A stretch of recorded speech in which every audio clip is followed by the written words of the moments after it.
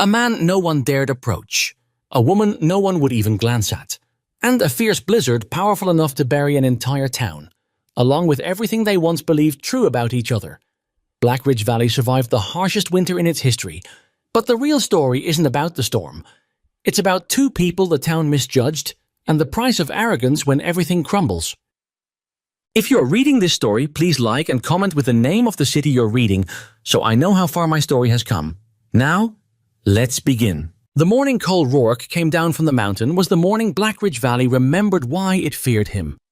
He rode in on a dark roan horse that looked as worn and disagreeable as its owner, the animal's hooves cutting through the mud left by 3 days of early October rain. Cole sat in the saddle the way men who've spent too many years alone tend to sit, not relaxed exactly, but contained, like something that had learned to take up as little space as possible while still being impossible to ignore. He was broad through the shoulders, lean everywhere else, with a jaw that hadn't met a razor in what looked like 2 weeks, and eyes the color of Old Creek water, grey-green, cold, and giving nothing away. He came down maybe 4 times a year. Supplies. Nothing else. People in town knew better than to wave at him. A few had tried years back when he'd first come to the valley and built his cabin 11 miles up the eastern slope. The waves had gone unreturned so consistently that eventually even the most persistent optimists had stopped. Now, the townspeople simply moved out of his way when they heard the roan's hooves on the main road, pulling their conversations indoors and their eyes somewhere else, as if watching him was a thing that cost something. He tied the horse at the post outside Greer's general store and went in without looking at anyone. Margaret Hale, who ran the millinery 2 doors down and knew everything about everyone, watched from behind her curtain and said to her apprentice, a girl of 17 named Doris, "He'll be gone within the hour." "He always is." Doris asked why he came down at all if he hated people so much. Margaret said, "He doesn't hate people, he just doesn't need them. There's a difference and it's worse." Inside Greer's, Cole moved through the aisles with the efficiency of a man working from a memorized list. Flour, salt, oil, dried beans. He didn't browse. He didn't look at the bolts of cloth by the window, or the small display of ribbon and buttons that Herschel Greer's wife had arranged near the front in a bid to attract more female customers. He went directly to what he needed, set it on the counter, and waited while Herschel tallied the cost. Herschel was a decent man, one of the few in town Cole didn't actively find irritating, because Herschel understood that some customers wanted conversation and some didn't. And he had the sense to read which was which. He tallied Cole's goods without commentary, took the coins, and only said one thing before Cole could pick up the sack. "Storm coming. Might be a bad one this year. Farley Jensen's cattle are wooling up thick as I've ever seen them." Cole looked at him. "Just saying," Herschel said, "in case you hadn't heard." "I'd heard," Cole said. Not unkindly, just flatly, the way a man speaks when information has already been processed and filed and he sees no reason to discuss what's been decided. He picked up the sack. He was nearly to the door when it opened from the outside and someone came in carrying a large crate that was clearly too heavy for one person, blocking the doorway in a tangle of arms and wood and whatever was packed inside that clinked and shifted with the effort. Cole stepped back to avoid being hit. The crate tilted and for a moment it seemed certain to go over, but it didn't. The person carrying it adjusted, grunted with the effort, planted their feet, and got the crate through the door and set it down on the floor beside the entrance with a solid thud. The person straightened up. It was a woman. Heavy-set, probably in her late 20s, with brown hair that had mostly escaped whatever she'd put it up in that morning, and a flush across her cheeks from the exertion. Her dress was plain, practical, and had clearly been mended at least twice.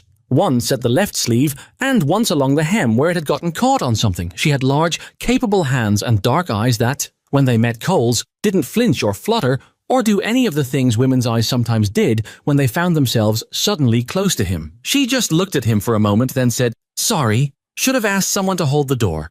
Cole looked at the crate. "What's in it?" "Jars. Preserved summer stock. Mrs. Greer ordered them." She looked at Herschel. "Where do you want them?"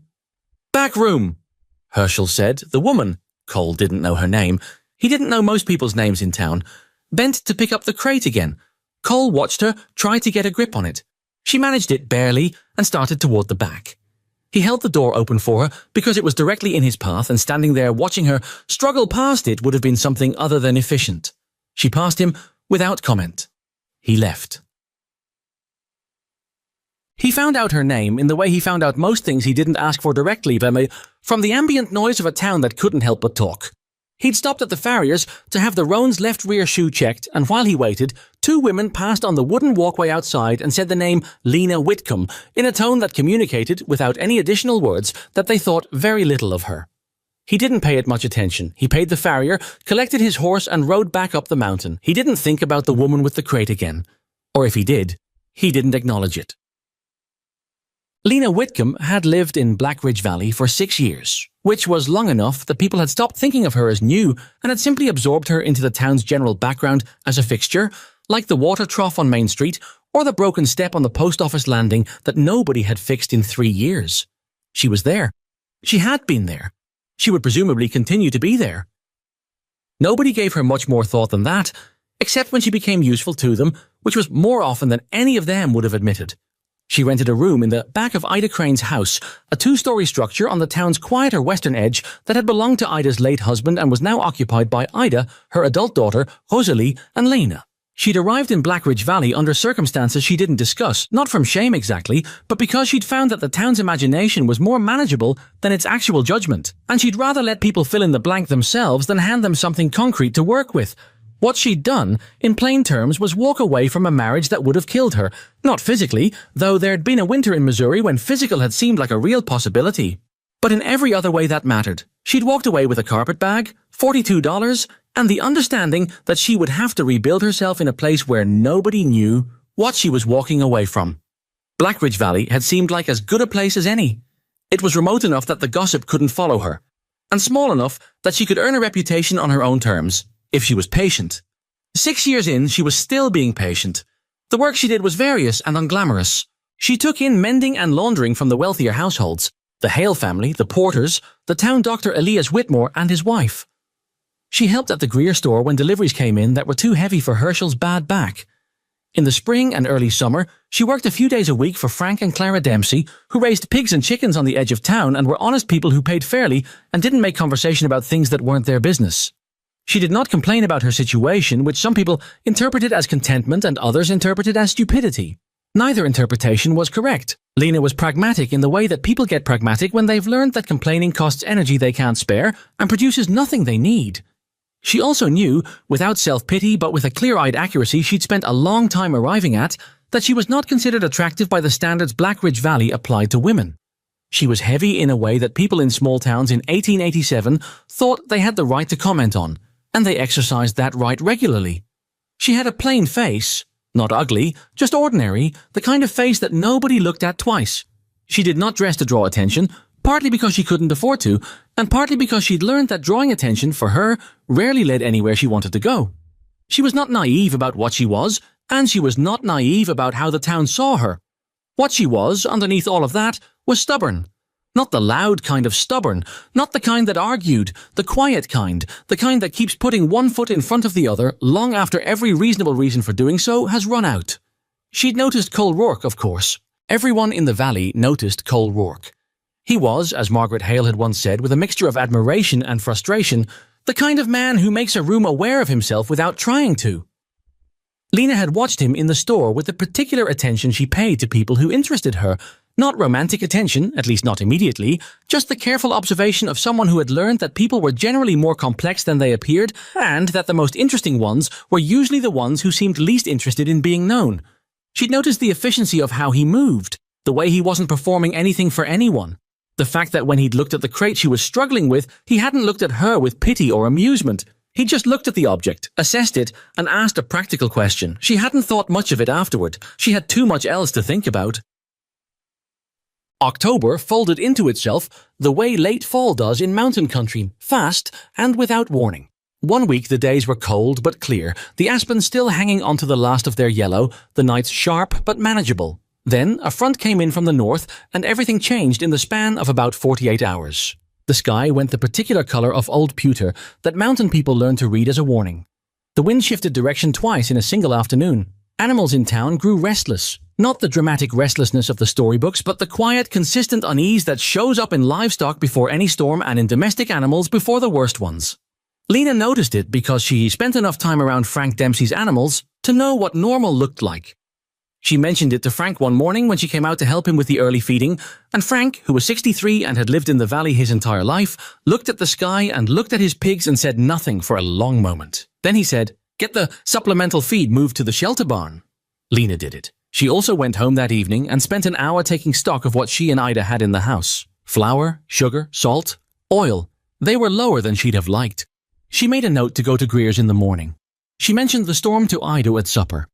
Ida said, "People have been saying that for weeks. It's always something." Lena said, "The pigs are off." Ida said she didn't put much stock in what pigs did. Lena went to Greer's in the morning and bought what she could afford, which wasn't as much as she would have liked, and noted that Herschel looked preoccupied in a way he didn't usually. She asked him about his own supplies. He said he'd put in his usual winter order, but it hadn't come yet. The delivery from Harlan's supply depot in Clifton Run was running about 2 weeks behind. The roads had been soft after the fall rains, and the freight wagons were struggling. "When's it due?" she asked. "Week from Wednesday, best case," Herschel said. Lena looked at the shelves, did the math she'd already been doing privately, and said nothing. She carried her things home. The storm came on a Thursday, and it came the way the bad ones do. Not with announcement, but with commitment. The first snow started before dawn and was already serious by the time people rose for breakfast. By mid-morning, the wind had picked up enough to reduce visibility on Main Street to half a block. By early afternoon, every sensible person in Blackridge Valley was inside, and the snow was piling against the doorframes in wind-blown ridges. By nightfall, it was clear this was not a 3-day storm. The snow came and came. It buried the lower fence post at the Dempsey farm.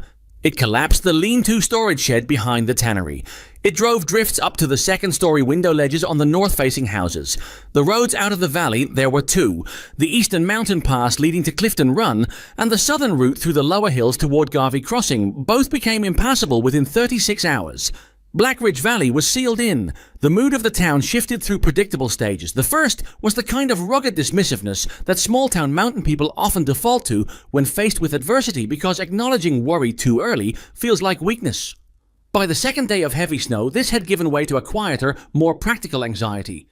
By the fourth day, when the wind had briefly died and people could see that the snow was still 2 feet above the tops of the fence posts and there was no indication of let-up, the anxiety had started to have an edge.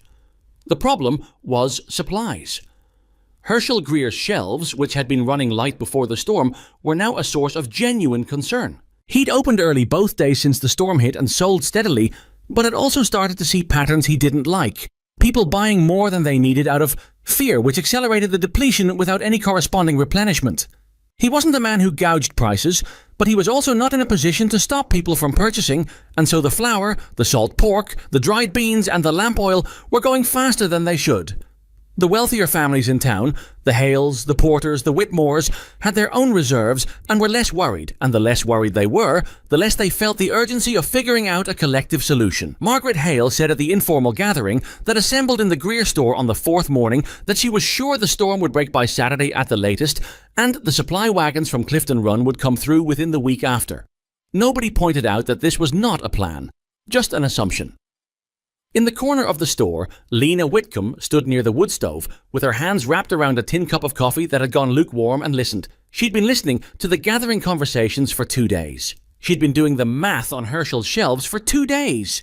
She'd also been thinking about something that most of the people in that room weren't in a position to think about, because they didn't know the terrain well enough or the animals well enough. And she did. She knew where the Brennan winter cache was. Old Thomas Brennan had been dead for 3 years, but before he died, he'd spent 30 years farming the valley's middle slope, and one of the things he'd done that nobody much thought about anymore was establish a secondary food cache in the natural rock shelter about 4 miles up the eastern edge of the valley, not on the mountain pass road, but on a rougher lateral trail that curved around the back of the Whitmore Bluff. He'd used it as overflow storage for preserved goods and feed grain, packing it full each autumn against the possibility of exactly this kind of situation. His granddaughter, a woman named Clara, who'd inherited the farm and then sold it and moved east 2 years prior, had mentioned the cache to Lena once in passing. Lena had been helping with some mending. Clara had been going through her grandfather's papers, and the subject had come up because Clara was deciding whether the cache was worth emptying before she left. She hadn't emptied it. She'd moved east and left it stocked, under the reasoning that she didn't know what she'd do with several £100 of preserved goods and 50 pounds of seed grain in the middle of relocating her life. She told Lena that the contents were anyone's to use as far as she was concerned. Lena had filed that information away without any particular plan to use it. But she'd also, because she was the kind of person who paid attention to terrain, walked that lateral trail twice the summer before. She knew its condition. She knew where it got narrow and where the footing was reliable and where there was a section of exposed slope that would be difficult in serious snow. She stood by the wood stove and waited for someone to say something useful. No one did. Margaret Hale said again that she was confident the storm would break by Saturday. Lena set down her cup. "There's a cache 4 miles up the eastern lateral," she said. The room was not large and her voice carried without effort, but she kept it level. "Old Brennan's overflow storage. Clara Brennan told me before she left east that she didn't empty it. If it's intact, it'll have preserved goods and grain, enough to see the town through 2 weeks of serious shortage, maybe more." The room went quiet in a particular way.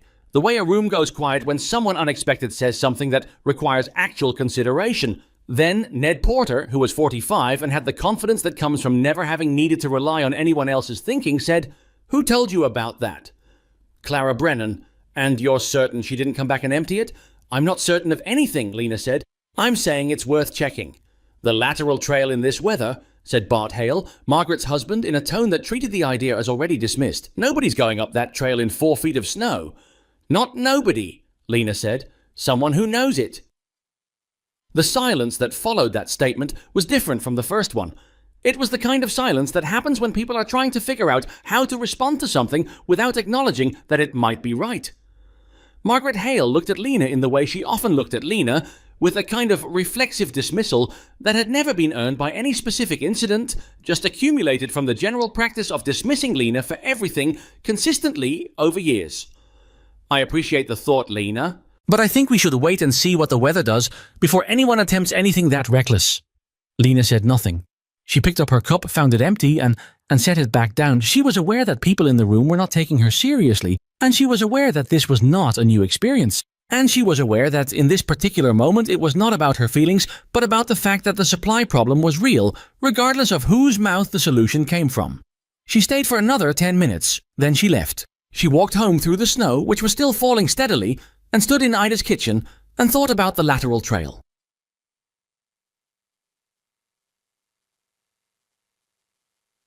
Cole Rourke knew the storm was bad from the second morning. He'd weathered winters on that eastern slope for 8 years, and he knew the difference between a storm that would run its course in 4 or 5 days and one that had settled in with intention.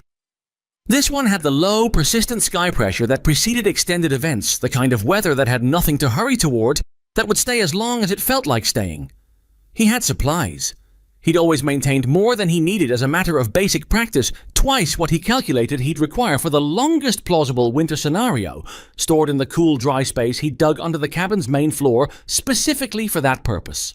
He had feed for his 2 horses and the 3 goats he kept for milk. He had firewood stacked under a covered structure against the south wall. He was, as far as his own survival went, fine.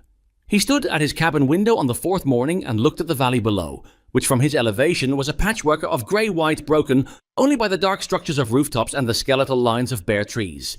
He didn't have strong feelings about what happened to Blackridge Valley as a community. He'd left communities behind more than once, and his conclusion after the last time had been that they were more trouble than they were worth. He provided nothing to Blackridge Valley except the commerce of his 4 yearly supply runs.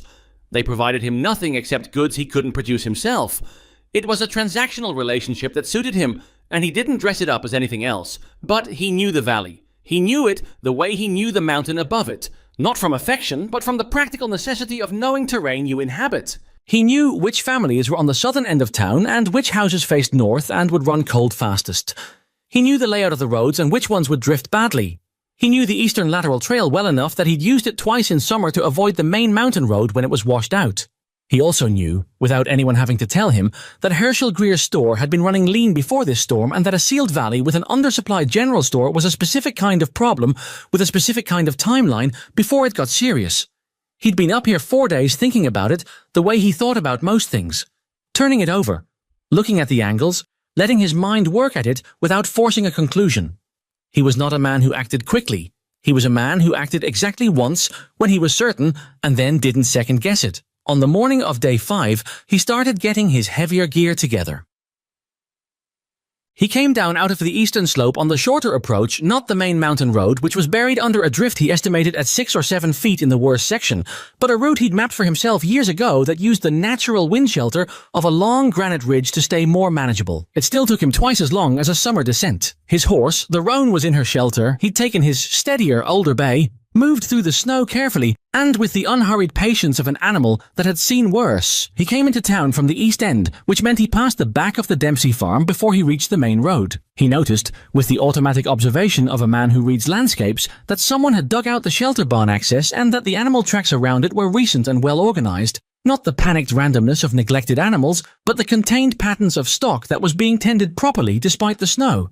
He filed that. He rode to the Greer store. Inside, there were 4 men he vaguely recognized from his supply runs. Ned Porter, Bart Hale, a heavy-set farmer named Doyle, who he'd seen once or twice, and Herschel himself, who looked tired in a way he hadn't looked the last time Cole had seen him. They were standing around the stove in the postures of men who had been having the same conversation long enough that it had started going in circles. They went quiet when Cole came in. He was used to that. He looked at Herschel. How bad? Herschel seemed to understand this meant the supplies. At current rate, I'm out of flour by mid-next week. Salt pork maybe a day after. Beans will go sooner if people keep buying in bulk. Roads? Both out, Ned Porter said, with the slight edge of someone who suspects they're being asked a question they already answered. Eastern Pass and South both. We sent Mac Hollis's boy out to check the southern route 2 days ago and he made it about a mile before he had to come back. Cole nodded. He didn't say anything for a moment. The Brennan cache on the lateral, he said. Another silence. He noticed a particular quality to this one, not just the usual quiet that preceded his pronouncements, but something that suggested the topic had come up recently. You know that trail? Bart Hale asked. Well enough. Woman in town suggested the same thing 2 days ago, Doyle said, and his tone carried enough embedded amusement that it communicated what kind of woman he meant without specifying. Cole looked at him. Doyle looked away. It's a viable route, Cole said. Hard in this snow, but manageable if you know the footing. Someone would need to know the approach to the shelter, too. It's not obvious. You'd go? Herschel asked. I came down for a reason, Cole said. It wasn't quite an answer, but Herschel, who was good at reading what Cole meant versus what Cole said, seemed to take it as one. The woman who mentioned it, Cole said. She know the trail? More silence. The men looked at each other. Lena Whitcomb? Bart Hale said, with the particular dubious inflection of a man being asked to take something seriously that he'd already decided not to. She said she'd walked it in summer. She does odd work around town. He paused. She's not exactly... He stopped, apparently having decided whatever he was about to say didn't need to be said to Cole Rourke, of all people. She know the cache location. Apparently, Ned Porter said. Clara Brennan told her before she left. Cole stood in the warmth of the store for another moment, running calculations. I'll need someone who knows the approach to the cache, he said. If she's walked the trail and she knows where the shelter is, she's the most useful person for this. Ned Porter made a sound that wasn't quite a laugh. You want to take Lena Whitcomb up the eastern lateral in 5 feet of snow. Cole looked at him. I want to not lose a third of this valley to starvation in February, he said. So yes, I'll need someone who knows the terrain. If that's her, that's her. He walked to the door. Where are you going? Herschel asked. To find her, Cole said. He went out. Me. He found her at the Dempsey farm. He'd guessed, from the organized animal tracks he'd seen, that whoever was tending the stock properly in this weather was someone who knew what they were doing and had probably been at it since before most people in town were out of bed. When he came around the shelter barn, he found her filling a trough with feed grain from a sack that was, again, clearly heavy, and doing it without apparent drama or complaint. She saw him coming. She straightened and watched him approach with those dark eyes that didn't do anything particular. Didn't widen, didn't narrow, didn't calculate. Cole Rourke, she said. Not surprised exactly, more like identifying a fact. Lena Whitcomb, he said. She waited. I heard what you said at the store, he said. Nothing came of it. Something might. He stopped a few feet from her. The snow was still falling, lighter now but steady. I know the eastern slope. I know the lateral trail from the top. I don't know the cache location or the approach to it from the valley side. He paused. You do. She looked at him steadily. You're suggesting we go together. I'm suggesting it's more useful if we do. She was quiet for a moment. He watched her think, not performing deliberation, just actually thinking, which was different and rarer than it should have been. The exposed section above the Whitmore Bluff, she said. In this wind, with this snow load on the upper slope. We go in the window after the wind drops, he said. It drops at dawn, usually. We'd have 2, maybe 3 hours before it picks back up. And the sled? He blinked. He hadn't mentioned a sled. We'd need a sled to bring the goods back, she said. Frank has one. And a second horse we could hitch. He looked at her. Can we get Dempsey's horse? Frank's inside. I'd ask. Then ask, he said. She handed him the grain sack. He held it while she went inside. She came back out 8 minutes later, which was long enough that he'd begun wondering if she'd changed her mind. She hadn't. She had a look on her face that suggested the conversation with Frank had been brief and practical, and not without some concern on his end. But she'd addressed it. He says yes, she said, on the condition that we take Marta too. She nodded at a broad-backed draft horse in the far stall. He won't trust any other horse in that snow. Cole looked at Marta. Marta looked back at him with the ruminative expression of a very large animal that had made peace with whatever the humans decided. Fine, he said. Dawn tomorrow, if the wind drops. I'll be ready. He handed her the grain sack back. He walked out of the barn and back toward his horse without turning around. That night, in her small room at Ida's house, Lena sat on the edge of her bed and looked at her hands for a long time. They were roughened at the palms and calloused along the fingers from years of work, and they were reliable, and that was what mattered. She thought about the trail. She'd walked it twice, both times in late summer when the ground was dry and the footing was clear. She knew where the exposed section was, a stretch of maybe 40 yards, where the slope above angled sharply and the trail itself narrowed to not much more than a wide footpath. In summer, it was unremarkable. In 5 feet of accumulated snow, with a weighted sled and a wind that could come back without much warning, it was different. She was not afraid of it. Or rather, she was afraid of it in the practical way that careful people are afraid of genuinely dangerous things, which is not the same as being incapacitated by it. She was more preoccupied, in a way she recognized and didn't entirely trust, by Cole Rourke himself. Not in a naive way. She'd been around long enough to know that a man taking her seriously for practical reasons was not the same as a man who saw her as anything other than a useful tool for a specific problem. She held that clearly. She didn't let herself blur it, but she'd watched him look at Ned Porter when Porter made the noise that wasn't quite a laugh, and she'd watched what came over Cole's face in that moment. Not anger exactly, but something colder and quieter, a kind of deliberate vacancy that somehow communicated contempt more efficiently than anger would have. He hadn't defended her exactly, but he hadn't laughed. That was more than most people in Black Ridge Valley had managed in 6 years. She lay back and stared at the ceiling and listened to the snow against the window. Tomorrow she'd find out if the cache was intact. One problem at a time. Outside, the valley lay under its white weight and the sky above it was the seamless dark of a night without moon. 11 miles up the slope, Cole Rourke sat beside his wood stove and sharpened a blade he didn't need to sharpen, running the wet stone along the edge with the measured rhythm of a man who needs something to do with his hands while he thinks. He thought about the trail, he thought about the wind schedule and the weight capacity of the Dempsey sled and the condition of the cache after 3 years without being opened. He thought, briefly, about the woman who'd handed him a grain sack without preamble and gone inside to negotiate for a horse and come back with an answer in 8 minutes. He set the knife down. He banked the fire and went to sleep. The wind dropped at 4:40 in the morning. Cole knew it before he was fully awake. The cabin had a specific quality of silence when the wind stopped, a density to the air that was different from the ringing quiet of a windy night between gusts. He lay still for about 30 seconds confirming it, then got up. He was dressed and outside in 12 minutes. The sky was still dark, but the eastern edge of it had the faint pewter thinning that came an hour before proper dawn, and the temperature had dropped another degree or two in the windless cold, which meant the snow surface would have crusted slightly overnight. That was useful. Crusted snow held weight better than loose powder. It wouldn't make the trail easy, but it made it possible. He'd brought his bay down to the Dempsey farm the night before and left him in the spare stall. And he found both horses calm and already restless, with the particular restlessness of animals that know something's about to happen. Marta, the big draft, stood square and patient while he got the traces on her for the sled. His bay took the bit without complaint. Lena was already there. He hadn't told her what time he'd arrive. He hadn't needed to. She was in the shelter barn with a lantern, working a second set of traces onto the sled's secondary hitch point, a modification that would let Marta take the primary load while the bay stayed lighter for the rough sections of trail. Cole looked at what she'd done and didn't say anything because it was correct.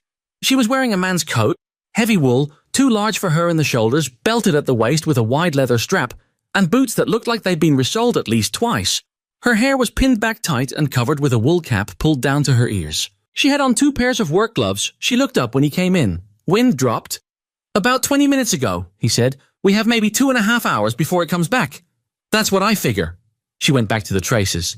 He started loading the sled with the things he'd brought. Coiled rope, 2 short-handled shovels, a pry bar in case the cash door had frozen shut, empty burlap sacks for packing goods out. She'd added her own things. A small canvas pack, a skin of water, and what looked like a folded horse blanket lashed across the top. "For Marta on the exposed section," she said without him asking. "Wind comes back and she has nothing against it. She'll balk." He hadn't thought of that. He didn't say so, but he noted it. They pulled out of the Dempsey farm at 5:05 in the morning, Lena walking ahead on the trail to read the surface, Cole managing both leads and the sled behind. The snow was deep enough on the valley floor that even with the crust they broke through occasionally, one leg sinking to the thigh before the other foot found purchase. The horses moved steadily. Marta, in particular, seemed to have some inherent understanding of how to distribute her weight across uncertain ground, shifting her bulk with a delicacy that had nothing to do with grace and everything to do with long experience.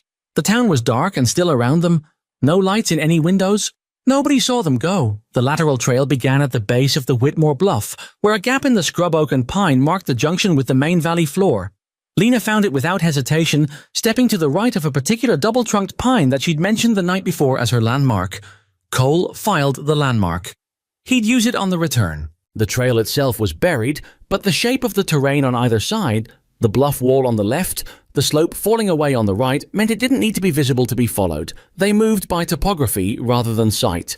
For the first mile and a half, the going was hard but manageable. The trail curved gradually upward along the side of the bluff, sheltered enough from the prevailing wind that the snowpack, while deep, was relatively even. Cole kept the sled moving. The rope from Marta's traces was taut and steady. Lena walked ahead, occasionally stopping to probe the ground with a long stick she'd brought, testing depth, checking for the ice that sometimes formed over submerged rocks when melt and freeze cycles ran close together. They didn't talk much. What they said was functional. "Rock shelf coming. Slope gets harder here. Stay left." "How far?" 30 yards, maybe." He directed Marta left. The horses took the harder surface without breaking stride. After the second mile, the trail changed character. The bluff wall fell back and the trail opened onto a section of slope where the upper mountain was visible directly above them, the long angular snowfields that had been building for 5 days without interruption. The wind, even stopped as it was, had left the evidence of its recent energy in the sculpted cornices and compression ridges along the top of the slope. Lena stopped. Cole came up beside her. They both looked at the same 40-yard section of trail ahead. What he'd estimated from memory was accurate. The trail narrowed here to a width that 2 people could walk abreast on a summer day. The snow load on the slope above was heavy, but the surface looked stable. No cracking, no recent slide debris. The crust was intact. "If we go single file," she said. "Sled last, fast but not hurried. Horses first," he said. "You take Marta." "You're faster with the sled." He looked at her. That was also correct. "All right." She unfolded the horse blanket she'd brought and settled it across Marta's back, securing it under the traces. Marta stood for this with patient resignation. Lena spoke to the horse quietly, not in the theatrical way of people who want to be seen talking to animals, but in the low, matter-of-fact murmur of someone who actually finds it useful. Cole couldn't hear what she said. Marta's ears moved. "Ready?" he said. "Yes." She went first, leading Marta by the halter, walking at a pace that was faster than a stroll but didn't qualify as hurrying. He watched her pick her lines at not the obvious center of the trail, but slightly left, closer to the rock face where the ground was harder. The horse followed with its head low and its hooves placed deliberately, the big haunches rolling with each step. They made the 40 yards in under 2 minutes. Cole exhaled once, then took his bay through, then pulled the sled across himself, moving backward and pulling, keeping his weight forward over the uphill edge of the trail. The sled was light, it would be heavy on the way back, and it scraped across the crust with a sound that was unpleasant but harmless. He got it across. On the far side of the exposed section, Lena was already removing the horse blanket from Marta and rolling it up. She didn't say anything when he came across. She just looked at the remaining distance to the cache location and started moving again. The next half mile was easier. The trail descended slightly into a natural hollow in the slope where a stand of lodgepole pine had grown thick enough to compress the snowpack and make the going almost straightforward. The temperature was bitter but windless, and in the grey pre-dawn light the trees made dark columns against the white that gave the hollow a cathedral quality it hadn't earned and didn't know about. Then Lena stopped at a particular cluster of 3 rocks half buried that formed a rough triangle at the base of a moss-covered granite outcrop. She said, "Here," and turned uphill about 30 feet to where the rock face had a natural overhang. and under the overhang, almost invisible under 3 years of pine needle debris and the frost heave of multiple winters, was the outline of a heavy door, built from planked timber and set into the rock with iron hinges that had gone orange with surface rust. Cole looked at it. Clara said he built it himself. Lena said, 30 years of summers, a little at a time. Sensible man, Cole said, which was about as close as he came to expressing admiration. He got the pry bar. The door had swollen from moisture, and the ice had worked itself into the gap between the door face and the frame, and it took 20 minutes and more leverage than he'd expected to break the seal and get it open. The sound it made when it finally gave was a deep, reluctant creak like something that had been sleeping and objected to being woken. Inside was dark and cold and smelled of old wood and the particular dusty dry smell of stored grain. Cole ducked through the low entrance with the lantern and held it up. Lena came in behind him. They both stood still for a moment. The cache was intact, more than intact. Thomas Brennan had built this place with the thoroughness of a man who expected to need it someday, and whatever Clara had thought about the worth of the contents when she left, she had significantly underestimated it. The shelves along both rock walls held rows of sealed crocks and tins, preserved vegetables, dried fruit, pickled meat. Burlap sacks of grain lined the back wall, stacked 3 deep.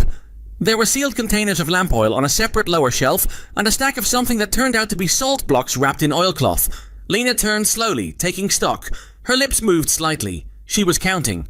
200 pounds of grain at minimum, she said. Maybe more. The crocks.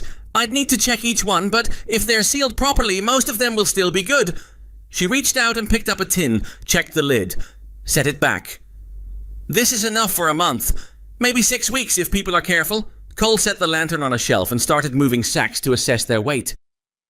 3 trips at least, he said. At least. She paused. We can't do 3 trips in one day, not with the wind schedule.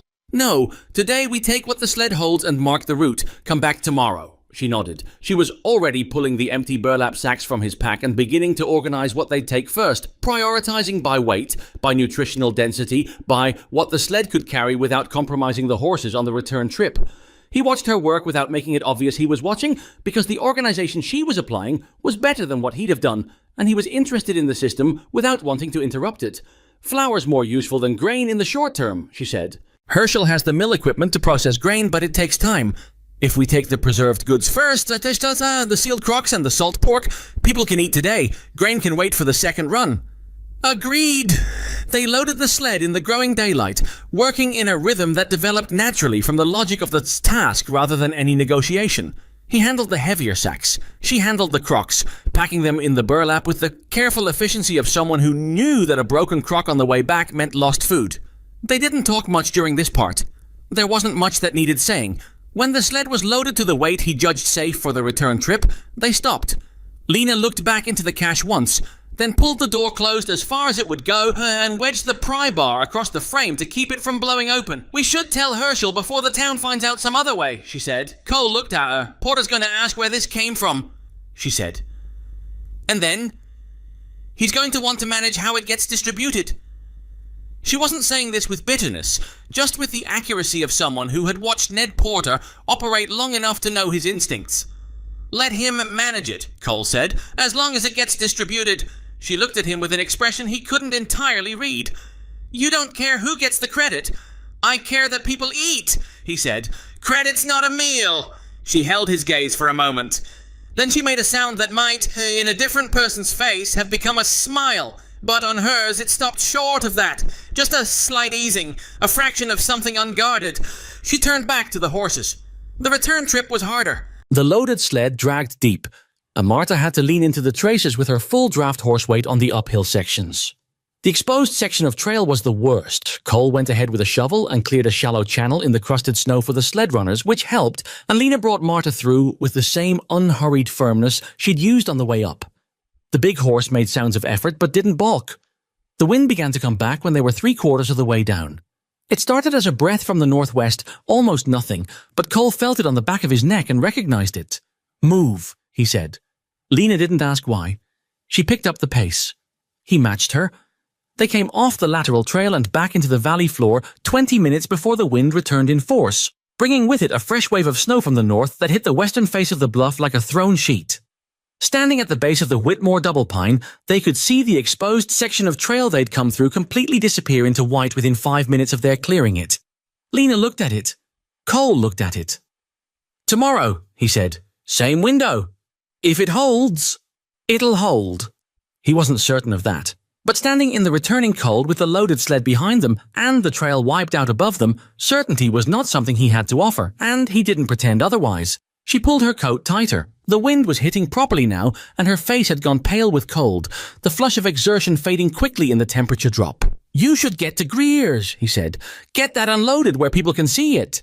"I know. You should be the one who tells Herschel what's there," he said. She looked at him. There was a pause that had a particular weight to it. "You told the men in the store yesterday," he said, "before I said anything. You told them, and they didn't listen. This came from you as much as from me." He didn't say it with any warmth, exactly. It wasn't a speech. It was just factual. He said facts when they seemed relevant.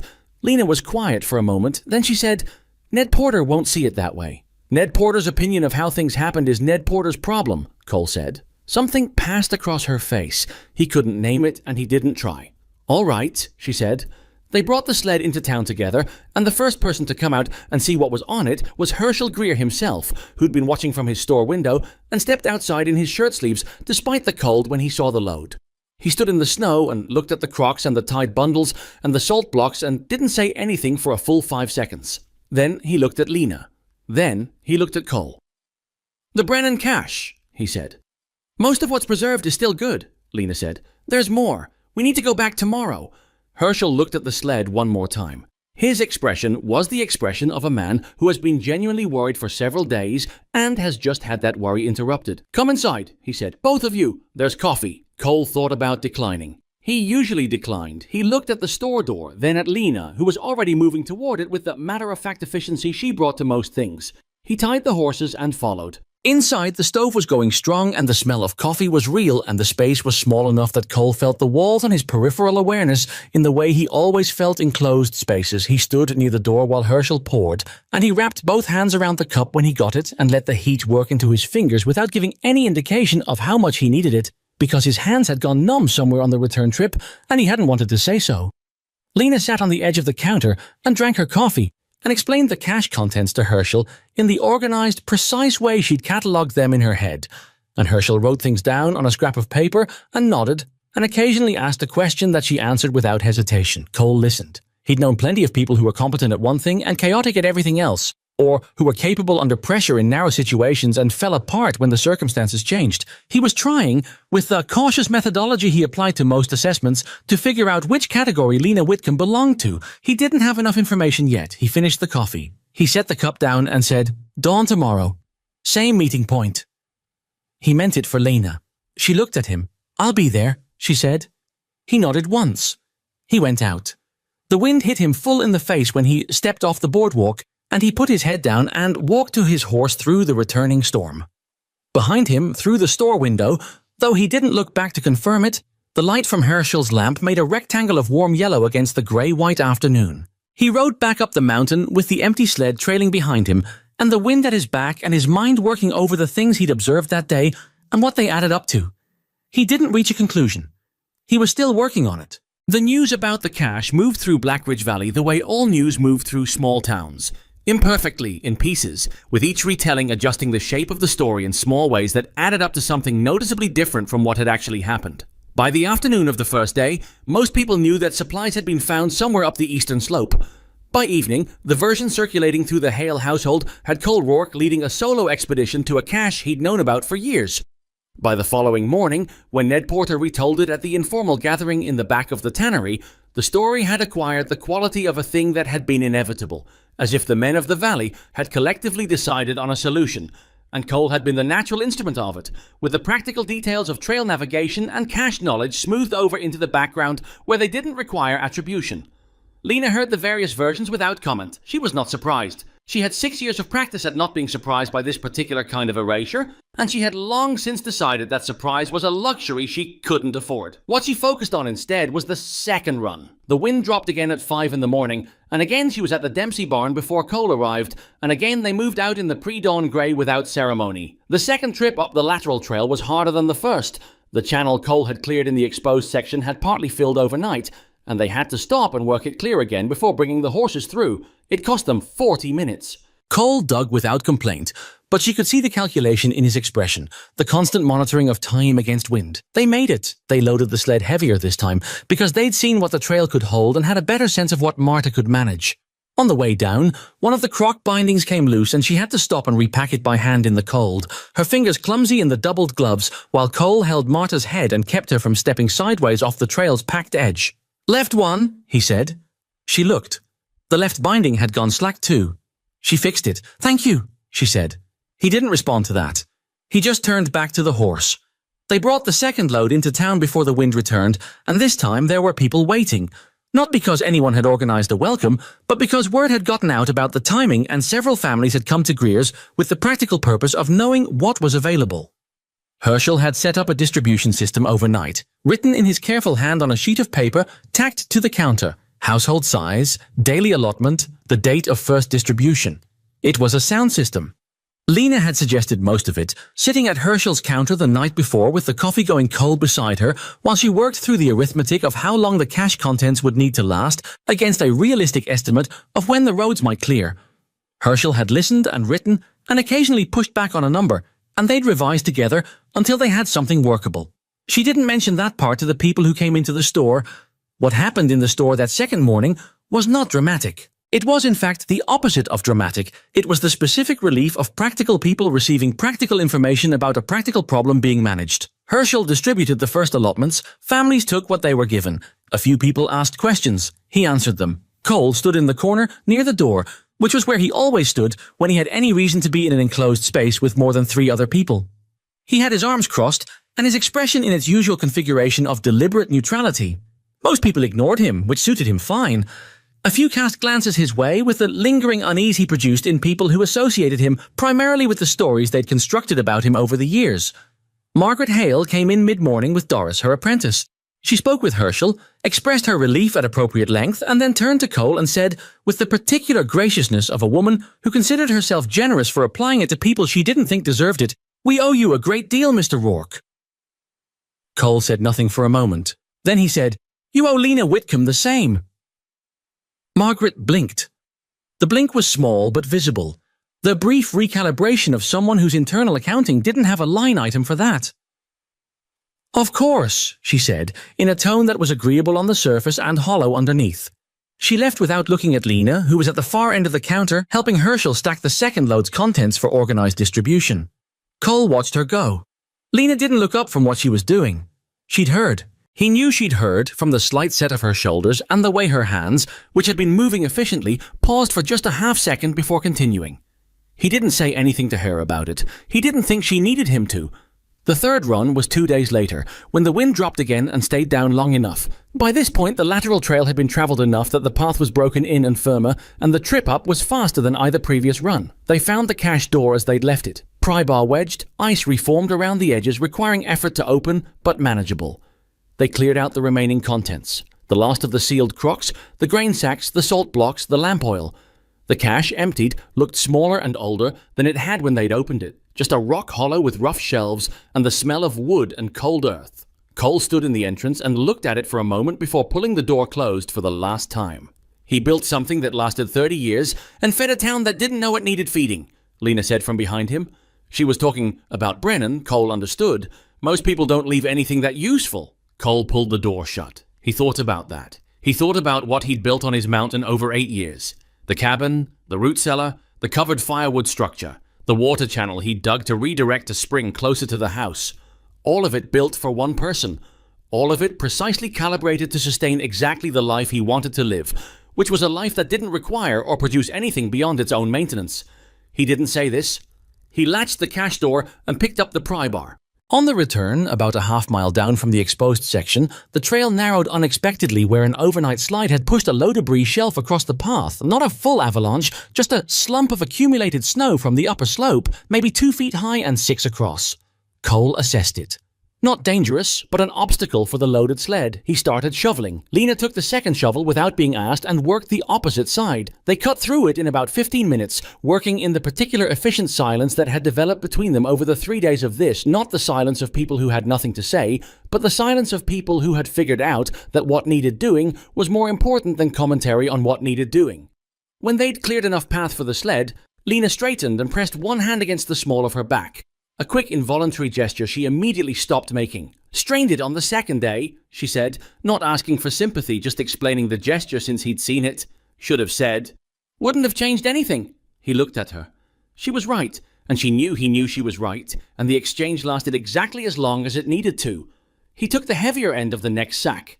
She didn't argue. They came down into the valley for the last time with a fully loaded sled and 3 days' worth of accumulated exhaustion between them and enough supplies in the cache's last load to bring Herschel's total to something that, by the estimate Lena had worked out and revised twice, would carry the valley through to road clearance with careful management. Herschel met them at the store again. He'd started doing this coming out when he heard the horses, helping unload, giving them coffee. It had become a small ritual that Cole participated in without deciding to. He sat on the wooden stool near the stove and drank the coffee and listened to Herschel and Lena talk through distribution numbers, and he contributed to the conversation when he had something specific to add and didn't when he didn't. It was not comfortable, exactly. He was not a comfortable person in enclosed spaces around other people. But it was tolerable in a way that most social situations weren't. And he was honest enough with himself to notice that, and to notice that the reason it was tolerable had something to do with the fact that the conversation happening around him was substantive, and the people having it weren't performing anything for each other. Ned Porter came in about halfway through. Porter had the look of a man who'd been working himself up to something. He greeted Cole with the wary respect he'd maintained since the morning in the store, the respect of someone who wasn't sure what they were dealing with and had decided caution was the safer instinct. He thanked Herschel. He reviewed the distribution sheet with the engaged interest of someone who wants to be seen taking the situation seriously. Then he said to Herschel about the distribution schedule. "I think we ought to consider adjusting the allotments for the families on the south end. The Doyles and the Whitfields are larger households. It seems only fair." Herschel said, "The allotments are scaled to household size. Lena worked out the formula." Porter glanced at Lena for the first time since entering. The glance was brief and had a specific quality, not hostile, not warm, somewhere in the dismissive middle that was, in its own way, more erosive than open hostility. "I'm sure it's fine," he said, in the tone of someone who has decided to be generous about something they find slightly ridiculous. "I just want to make sure someone with a—" He paused, selecting words, "a full picture of the community's needs has reviewed it." The store was quiet. Cole set his coffee cup down on the counter. It made a small sound that was heavier than it needed to be. "What's missing from her picture?" he said. Porter looked at him. "Pardon?" "You said someone with a full picture. What's missing from Lena's picture of this community's needs?" It was not phrased as a question that expected an answer. It was phrased as a request to be specific, and Porter, who was not stupid, understood immediately that being specific was the last thing he wanted to be right now in this room with Cole Rourke's creek-water eyes on him. "Nothing, necessarily," Porter said. She's been tending Dempsey's animals since day one of the storm," Cole said. "She knows where the cache was and how to reach it. She's made 3 runs on that trail. She calculated the distribution. If her picture of this community's needs is missing something, I'm genuinely interested in what it is." Porter said nothing. His jaw moved slightly, the movement of someone preparing a response and then deciding against it. "Thought so," Cole said. He picked up his cup and finished the coffee. The quiet in the store lasted several more seconds. Then Herschel said, neutrally, "The formula's sound, Ned. I've checked it." Porter left about 10 minutes later, having found several other things to look at and comment on before making his exit. When the door closed behind him, Herschel let out a breath and went back to his ledger. Cole stood and reached for his coat. He looked at Lena. She was looking at the distribution sheet, or appearing to. Her expression was controlled in the way it always was. Not blank, just managed. The face of someone who'd had a long time to practice keeping their reactions inside the territory of what was useful. "You didn't have to do that," she said without looking up. "I know," he said. He pulled his coat on. "It was accurate," he said. "I said accurate things." She looked up then. Her expression had the same quality it had carried since the Whitmore bluff, that partial opening that stopped just short of anything he could name. "Yes," she said. "You did." He nodded. He went out. The wind had died to something manageable, and the sky, for the first time in more than a week, showed a thin seam of clear at the horizon. Not warmth, not spring, but the first evidence that the storm had an edge somewhere, and that edge was slowly moving toward them. He stood outside Greer's for a moment and looked at it. The valley felt different than it had 10 days ago. The quiet of the sealed-in snow was still there, still total, but the panic that had been building under it, the thing he'd felt when he'd ridden down and sat in the store with Herschel and heard the numbers, had gone out of the air. People still had hard weeks ahead. The roads weren't clear, the supply wagons weren't coming, and nobody was going to be comfortable until the thaw. But the specific fear of watching food run out had been replaced by the specific steadiness of having a plan and watching it work. He'd had a hand in that.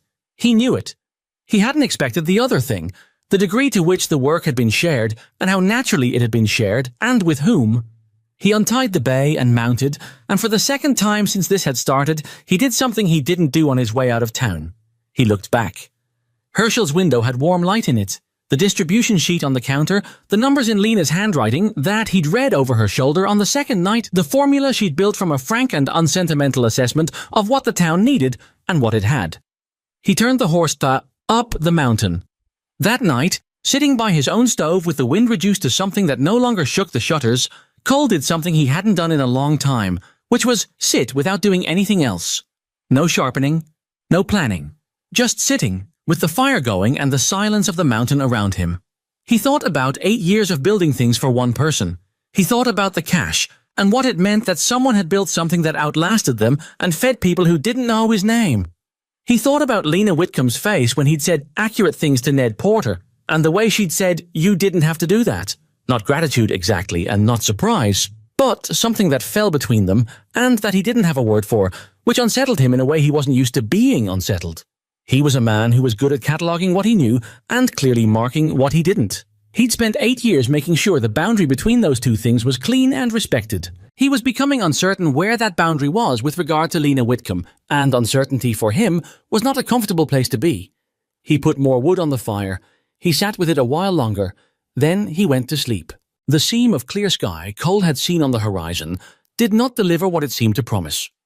It lasted one day, thin and pale and cold, the kind of clear that has no warmth in it, just light. People in town came out of their houses and stood in it and looked up with the hopeful squinting of people who have been indoors too long, and a few of them started saying the storm had broken, that the worst was over. By the following morning, the sky had closed again and fresh snow was falling, not the violent driving snow of the first week, but a steady, patient accumulation that made clear it intended to continue. It continued for 4 more days. The mood in Blackridge Valley shifted again, not back to panic, because the cash supplies had taken the specific edge off that, but to something harder and grayer, the particular exhaustion of a situation that keeps going past the point where people have prepared themselves to endure it. Firewood stocks were running lower than some families had planned for. 2 of the horses on the south end of town had developed respiratory trouble from the cold. Old Mac Hollis, who was 71 and lived alone on the western edge of town, had fallen on his iced-over steps and done something to his hip that Dr. Whitmore diagnosed as a bad sprain and which left him unable to move around his own house without help. It was Lena who organised the daily check-ins on Mac Hollis, partly because she noticed the problem and partly because she was the one whose daily movement through town took her past his house. She started stopping in each morning to get his stove going and make sure he had water and something to eat. And within 2 days she'd recruited Doris, Margaret Hale's apprentice, who turned out to have considerably more spine than her employer, to take the afternoon shift. She didn't announce this arrangement, she just made it and maintained it. Cole came down on the 11th day of the storm, which surprised him more than it would have surprised anyone else, because he'd told himself on the ride up after the 3rd cash run that his involvement with the valley situation was essentially complete. The supplies were in. The distribution was running. He had no remaining practical reason to descend. He came down anyway. He attributed it to the fact that he needed to check on the condition of the main road, which was a legitimate reason and also not the entire reason. And he was honest enough to know the difference while being experienced enough at not examining things too closely to leave it at that. He found the town quieter than it had been. Not the quiet of the sealed storm at its height, but the heavy, worn-down quiet of a community in the middle of the long part of something hard. He went to Greer's out of habit and found Herschel behind the counter, looking tired and sorting through a reduced but still functional inventory. "How's the distribution holding?" Cole asked. "Better than it would have," Herschel said. "We're 2 weeks in and nobody's going hungry. That's more than I could have said before the cash." He leaned on the counter. "Lena's been keeping track of it. Comes in every morning and checks the numbers against the previous day's outgo.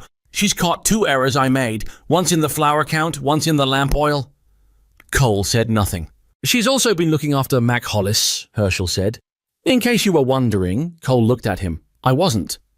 said Herschel, in the tone of a man who believes he is right but has decided the argument isn't worth the energy. Cole stayed for the coffee that Herschel put in front of him without being asked, and he was still sitting with it when the door opened and Lena came in. She stopped when she saw him. Not with alarm, just a brief recalibration of finding something where you hadn't expected it. Then she came the rest of the way in and unwound the scarf from her face and said to Herschel, "The Doyle family has a firewood situation. Their stack's lower than it should be. Doyle hurt his hand 2 days ago and hasn't been able to split. They've got maybe 4 days at current burn rate." Herschel said, "Who do we have for splitting?" Lena said, "I asked Frank Dempsey. He said he could spare a half day tomorrow if someone brings the horse to haul." "I'll haul," Cole said. Both of them looked at him. He wasn't sure why he'd said it before deciding to. He only knew that he'd said it and meant it, which was the same thing as a decision. "Frank'll be there at 7, Lena said after a pause. "I'll be there," Cole said. He looked at his coffee cup and found it empty and set it down. What followed, and he hadn't planned this, it simply developed from the logic of being present, was 3 hours at the Doyle property with Frank Dempsey working the maul and Cole hauling the split wood in loads to the Doyle's covered side structure. Lena had come too, not because either of them asked her, but because she'd shown up at the Dempsey farm at 7 with her coat on and a look that did not invite the question of why she was there. She stacked. Cole hauled. Frank split. It was cold, sustained, unglamorous work, and none of them said much that wasn't directly relevant to the task. About halfway through, Frank stopped to rest his arms and said, to no one in particular, "Doyle's a decent man. Proud. He'd have frozen his family before he asked for help outright." Cole set down a load of wood against the structure. "Proud's not worth frozen fingers," he said. "No," Frank said. "But you have to respect the impulse even when it's stupid." Lena was stacking and didn't look up, but Cole saw her mouth move slightly. That same not-quite smile he'd seen before, the one that stopped short of completion. When they'd finished, Cole tied off the last load and Frank went inside to check on Doyle's hand. Lena stood in the cleared space beside the woodpile and rolled her shoulders against the stiffness. The sky above was the flat uniform white of mid-storm overcast, and the cold sat on everything with the comfortable permanence of something that believes it has won. "You didn't need to come down for this," Lena said. She wasn't being confrontational about it, she was being Lena, which meant she said the accurate thing. "The road condition needed checking," Cole said. She looked at him. "Main Eastern's still blocked to the pass," he said. "Drift at the upper section hasn't shifted. South Road might be opening. The lower stretch looked like it had crusted enough to hold a horse, maybe 2. Foot traffic, not wagons." "That's useful information," she said. "That's why I checked it." They stood in the cold for a moment. He was aware, he'd been aware for days, with the particular awareness of someone trying to monitor something they don't entirely trust their own perception of, that his reasons for coming down from the mountain had accumulated to a point where they were no longer credibly explained by practical necessity. He didn't say this, he said, "You're back." She blinked. "What about it?" "You favored the right side the whole time, same as when we were on the trail." "It's fine. I know it's fine. I'm saying you're still compensating for it." He paused. "If you strain it badly on top of a partial strain, it's not fine anymore." She looked at him with an expression that had a complicated quality. Not quite irritation, not quite something warmer caught between them. "I'm aware of my back," she said. "I know you are." "Then why say it?" He thought about that for a second. "Because saying accurate things about situations is what I do," he said. "I don't have a better reason." The expression on her face shifted again, the way it sometimes did when he said something she hadn't expected. She looked at the woodpile instead of at him, and when she spoke again, her voice had something different in it. Not softened exactly, but opened slightly, the way a door opens when the pressure on both sides equalizes. "Why do you live up there alone?" she asked. Not aggressively, like she'd been carrying the question and decided the weight of carrying it exceeded the risk of asking. He was quiet for long enough that she might reasonably have interpreted it as a refusal to answer. He wasn't refusing. He was trying to answer accurately, which with this particular question required more work than most. "Because I tried the other thing," he said finally, "didn't suit me. Living with people. Living with people who wanted me to be something I wasn't." He picked up the coiled rope he'd been using to tie loads. "That's different from people." She was quiet. She was looking at the middle distance the way she looked at things when she was thinking. "What did they want you to be?" she asked. He looked at her. Nobody had asked him that directly before. Most people either didn't care or were satisfied with the surface explanation of him as a man who simply preferred solitude, which was easier than the truth and required less of everyone.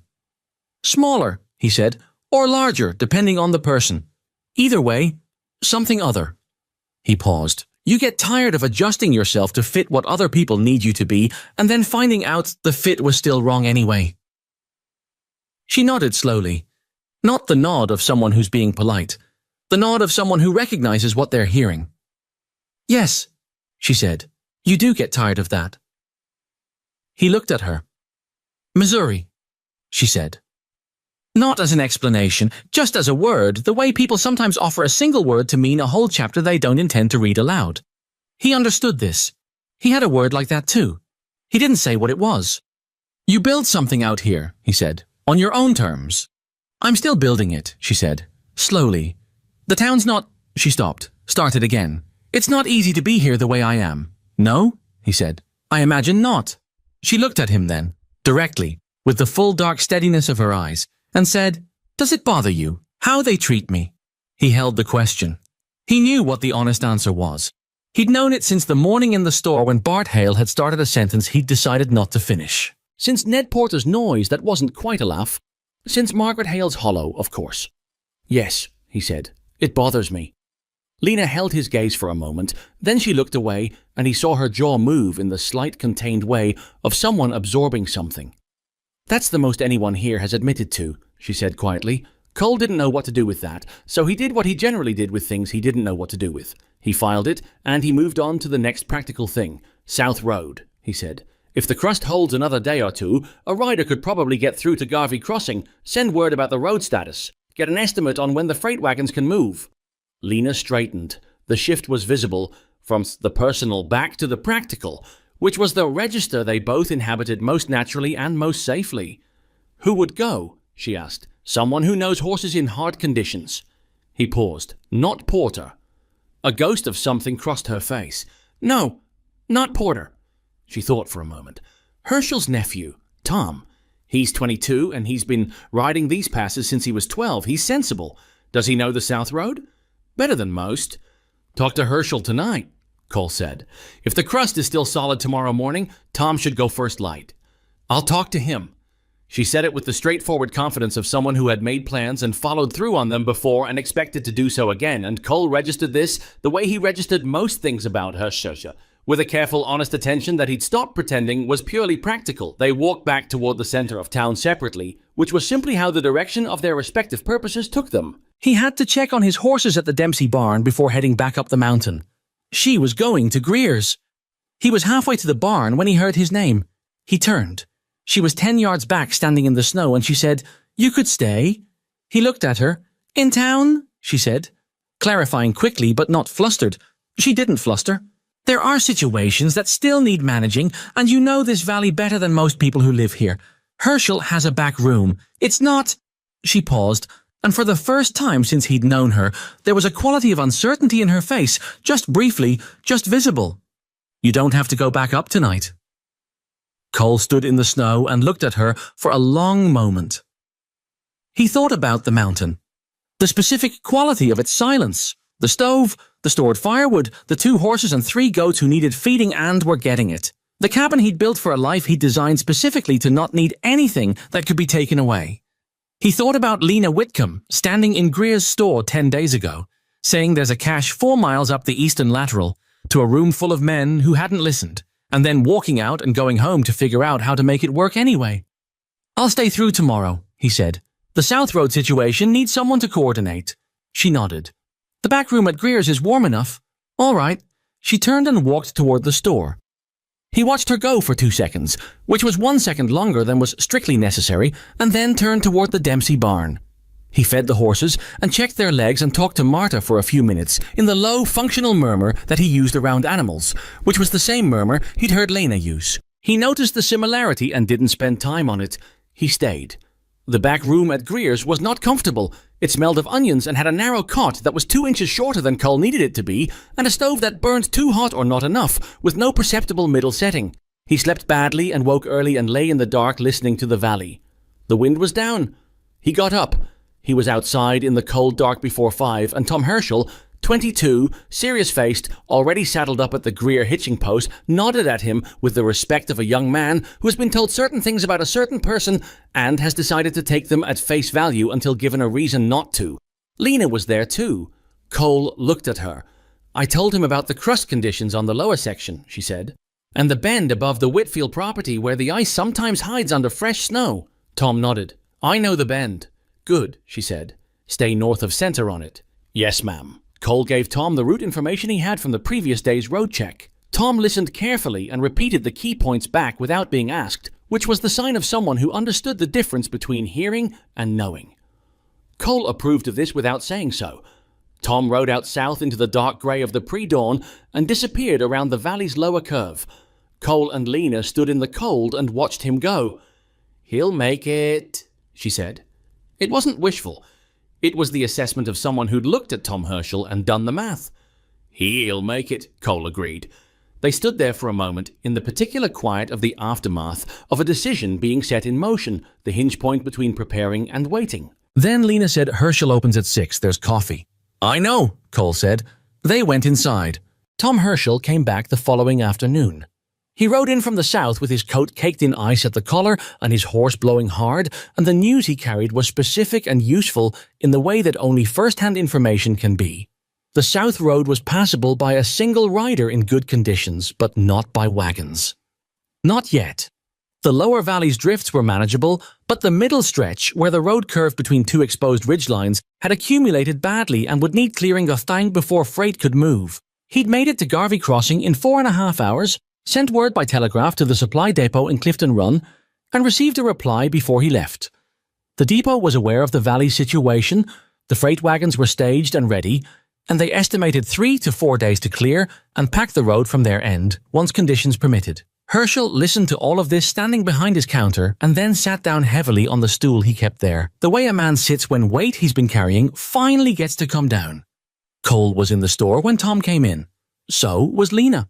So, by the time Tom had been talking for 2 minutes, were Ned Porter and Bart Hale and Frank Dempsey and Doris and about 6 other people who'd been in adjacent proximity and followed the sound of a returned rider through the door. The store was crowded in a way it hadn't been since the storm's first days. Cole stood near the back wall and felt the walls on his peripheral awareness and kept himself still. Tom delivered his information cleanly and without embellishment, which Cole respected. When he was done, the room exhaled collectively. Not a dramatic sound, just the aggregate release of a dozen people who had been holding something and could now let it go by degrees. Ned Porter said, "So we wait 3 to 4 days." "Weather holds," Tom said. "If we get another hard blow, longer." Porter looked around the room with the expression of a man preparing to take charge of a situation now that the danger had largely passed and the credit was available. "We should organize a road crew. Get the south road cleared from our end to meet them halfway. Speed things along."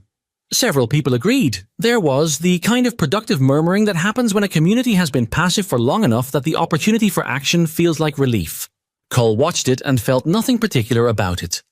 Porter organizing a road crew was fine. The road needed clearing, and Porter had the social architecture to assemble men for the work, which was a legitimate use of the skills he actually had. He looked at Lena. She was watching the room with the expression she usually wore in public gatherings, present but positioned slightly outside, monitoring without participating, the habitual stance of someone who had learned that the center of these conversations was not a space that opened for her easily.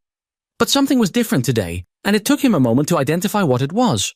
People were looking at her, not constantly, not obviously, but in the way a room's geometry shifts when it acknowledges a presence it has previously been pretending not to notice. Frank Dempsey caught her eye and gave a small nod. The specific nod of a man communicating that he knows what someone has done and thinks it matters. Herschel, from behind his counter, said, "Lena, with the cash stores at current depletion and the incoming supply estimate, do we hold the rationing schedule or ease it?" The room went quiet in a small way. Not dramatic, just the quiet of people waiting for an answer from a specific person. Lena said, "Hold it 2 more days. If the wagons are 4 days out, we don't know what weather comes between. Ease it on day 3 if the south road is still clear and the forecast looks stable." Herschel wrote it down, that was all. The conversation moved on.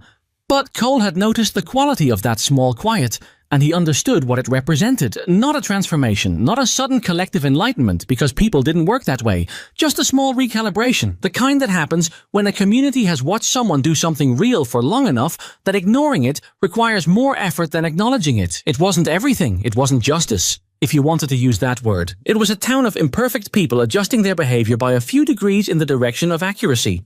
It was something. The road crew assembled the next morning. Cole went with them, not because Porter asked him to. Porter had not asked him directly, with the careful avoidance of a man who doesn't want to be told no, but because the work needed doing, and he had a horse and a shovel and no remaining excuse not to. Frank Dempsey came, Tom Herschel came. 6 other men Cole knew by face and not by name came with shovels and picks and the 2 heaviest draft horses in the valley beside Marta. They worked the south road in sections, moving from the valley floor outward, cutting through the drifted middle stretch in the cold grey light of a day that was overcast but dry. The work was hard and slow and produced a satisfying, visible result, which was the kind of work Cole generally preferred. No one talked much beyond what the task required. Porter, to his credit, worked alongside the others rather than directing from a distance. Cole revised his assessment of Porter by a small increment and left it there. By the afternoon of the second day, 2 days after Tom's return, the crew had cleared enough of the south road that the wagons could realistically move if the depot team had made equivalent progress from their end. The sky above the southern ridgeline had taken on a different quality.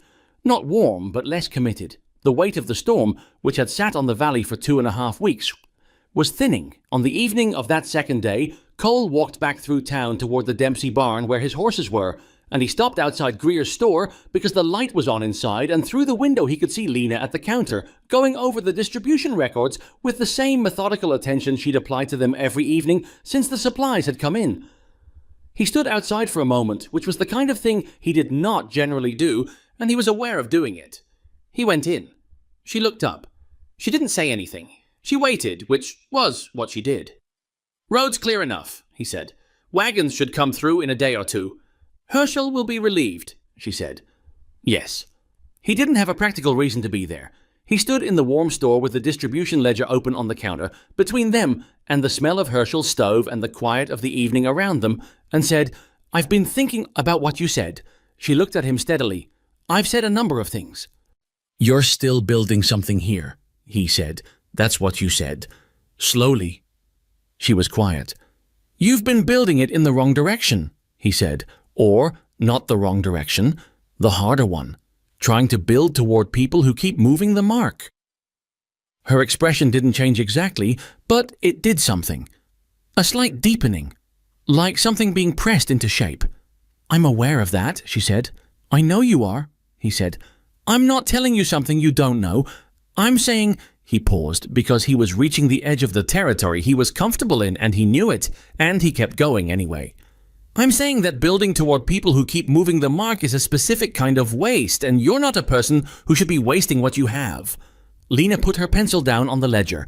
She looked at him with the full, level attention of those dark eyes, and for a moment neither of them said anything, and the stove ticked, and somewhere outside a horse shifted in its stable. "What are you saying, Cole?" she asked. He'd asked himself the same question for several days. He'd turned it over the way he turned over difficult terrain questions, looking for the honest answer rather than the convenient one, which were often different things. "I'm saying I've spent 8 years up that mountain building something for a life I designed around not needing anything," he said. "And I've had 3 weeks in this valley watching someone build something different, something that reaches out instead of shutting in." He stopped. "I don't know what to do with that information yet, but I know it changed something." Lena was quiet for a long moment. Then she said, "You're not a man who says things he doesn't mean." "No." "So I'm going to take that seriously," she said, "even though I'm not sure I know what to do with it either." "That seems fair," he said. She picked her pencil back up. She looked at the ledger, then she put the pencil down again and said, "You could come to supper. Ida won't mind. She's made more than enough for the 3 of us. She always does." Cole looked at her. I'm not... She stopped herself. The uncharacteristic stumble was visible, and she seemed to find it as surprising as he did. "I'm asking if you want a meal," she said. "That's what I'm asking." "All right," he said. "Yes." He ate supper at Ida Crane's table that evening.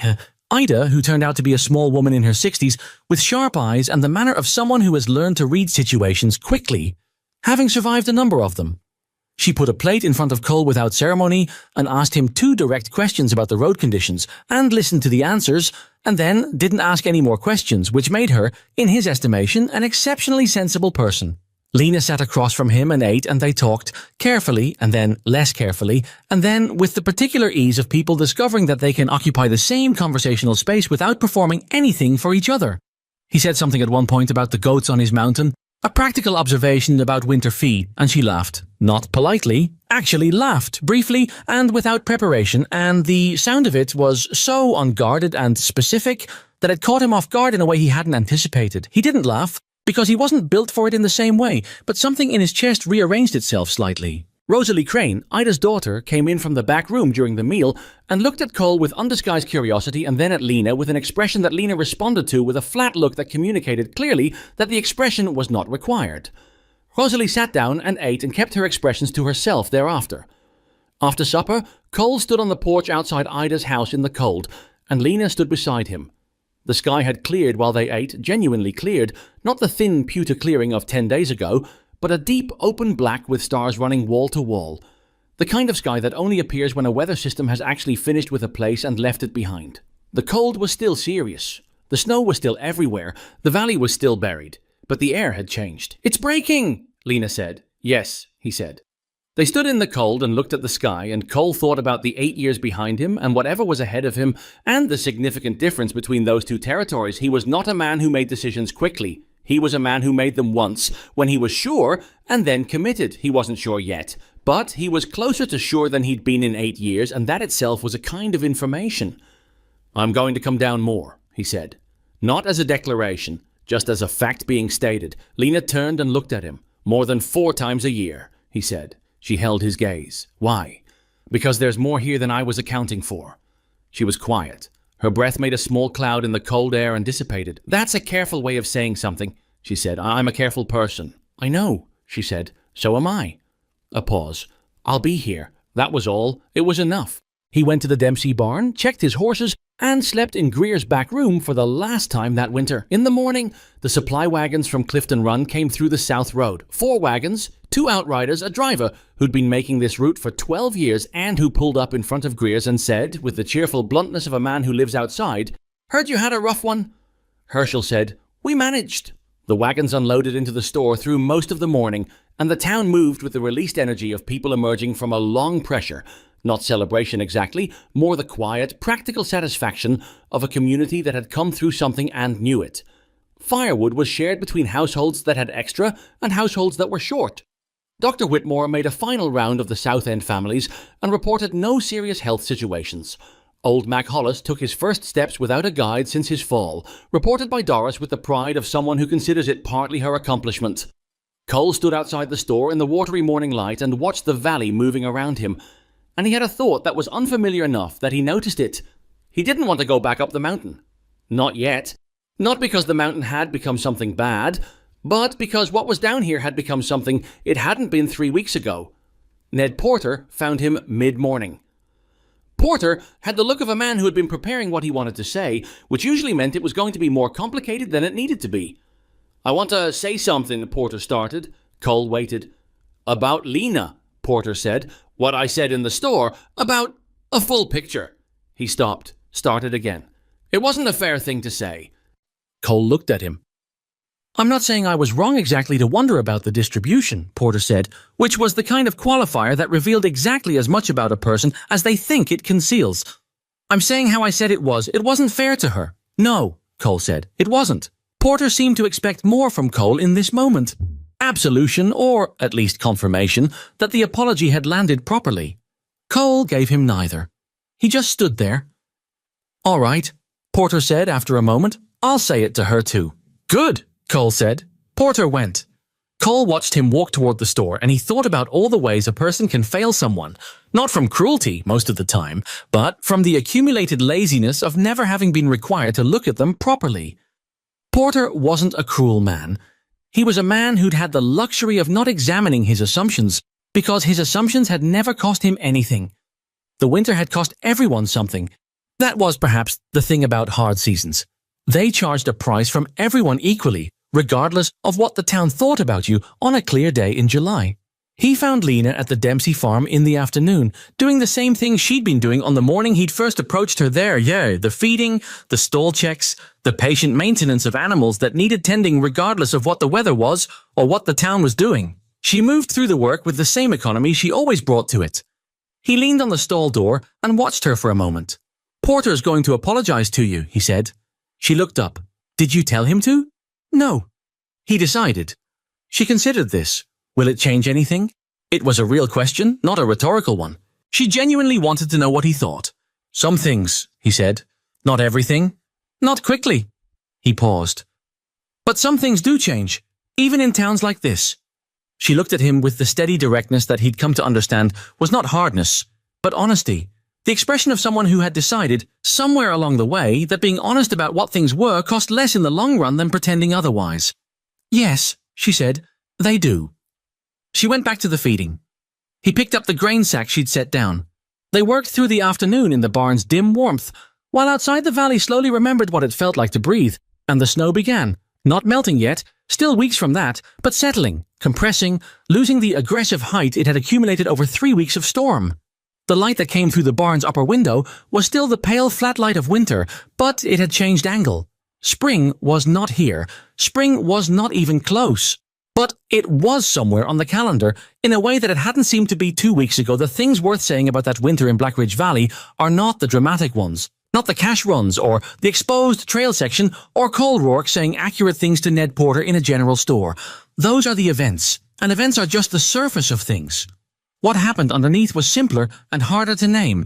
A woman who had been told, by a bad marriage in Missouri, by 6 years in a town that looked past her, by every small and large dismissal that accumulates until a person starts to believe the dismissal might be accurate, that she was less than she was, and who had kept building anyway, stubbornly and without much reward, in the particular way of people who can't stop because stopping would require agreeing with a verdict they know is wrong.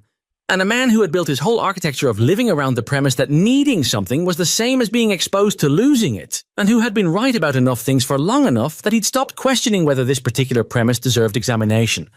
The storm examined it for him. That's what hard seasons do, if you're paying attention. They strip the convenience out of everything and show you what you actually have and what you've been pretending you had and what you gave up because keeping it felt too dangerous. They don't do it gently. They don't ask your permission. They just arrive, and they stay as long as they stay, and when they leave the landscape different from how they found it. Cole came down from the mountain that spring on a Thursday in March, which was not one of his usual supply days. He brought nothing with him that he needed to buy. He came into town and tied his horse at the post outside Greer's and walked to Ida Crane's house on the western edge and knocked on the door. Lena answered. She looked at him. Then she looked at the fact that he was there on a Thursday in March without a supply list. "Come in," she said. "There's coffee." He came in. Outside, the valley was the particular mud and white patchwork of early mountain spring, the snow retreating up the slopes as the lower ground emerged, raw and dark and patient, the way ground always is when it's been under something heavy for a long time. The roads were running with snowmelt. The aspens along the eastern edge were still bare, but had that faint particular tension in their branches that comes just before the green starts. It was not warm. It was not easy. It was the beginning of something which is a different thing from the thing itself, and the difference matters. Some things are worth saying plainly. Black Ridge Valley survived that winter, not because of heroism or luck, but because a woman who had every reason to go quiet instead said something true in a room full of people who weren't listening and kept saying it, and eventually built enough of a record that the truth she'd been saying became impossible to ignore. And a man who had every reason to stay on his mountain came down anyway, and kept coming down, and eventually understood that the life he'd built to protect himself from loss had been quietly costing him the things he hadn't known he still wanted. Neither of them was fixed by the winter. People aren't fixed by things. They're changed by them in ways that take years to fully see. Porter didn't become a different man overnight. Margaret Hale still had opinions she applied without examination. The town was still the town. Imperfect, occasionally cruel, mostly well-meaning, in the way that mostly well-meaning falls short. But Lena walked down Main Street that spring and people met her eyes. And Cole Rourke came down from the mountain on Thursdays and then on other days too. And gradually, in the unhurried way that cautious people move toward each other, the distance between them became something different from distance. The Brennan cache stood empty on the eastern slope, its door weathered and unvisited. What it had held was gone, distributed and eaten and converted into the warmth and survival of a winter that could have gone another way. Thomas Brennan had built it 30 years before for a need he'd imagined and never lived to see fulfilled. It was enough to build something and leave it. It was also enough, Cole had started to understand, to stay